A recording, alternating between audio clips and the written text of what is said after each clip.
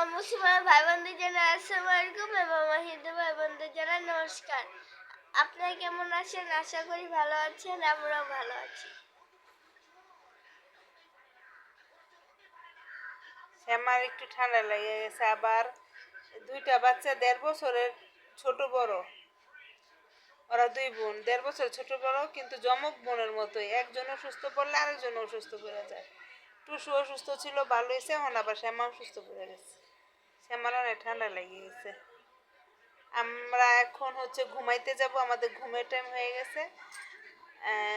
আজকে একটু তাড়াতাড়ি ঘুমাইতে যাইতেছি, কারণ টুসু শ্যামা আজকে সকালে উঠে গেছে। আজকে শুক্রবার ছিল, তারপর ওরা সকালে উঠে গেছে, ওদের দুজনে ঘুম লাগতেছে। খাওয়া দাওয়া করে নিছে, এখন ঘুমাইতে যাব। আমরা কিন্তু রাতে ঠিক এইভাবেই ঘুমাই।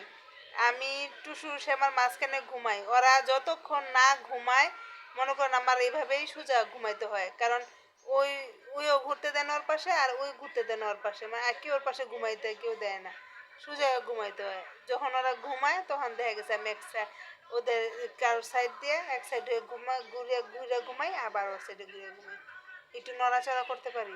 আর ওরা যতক্ষণ না ঘুমায় তখন আমি নড়াচড়া করতে পারি না, আমার একদম স্ট্রেট সোজা হয়ে এমনি ঘুমাইতে হয়। স্ট্যাচু।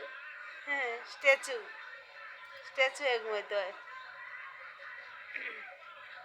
শ্যামার হঠাৎ করে অনেক ঠান্ডা লেগেছে। শ্যামা সকালে স্কুলে গেছে, ভালো, স্কুল থেকে আইসা দিয়ে কাশতেছে, ঠান্ডা লেগে। শ্যামা সত্যি কথা বলো, তুমি কি স্কুলে আইসক্রিম খাইছো?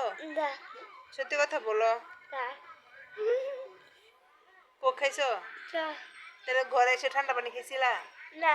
তাহলে কেন এত ঠান্ডা লাগছে মা তোমার? টুসু, তুমি কি ওরা দেখছো আইসক্রিম খাইতে স্কুলে?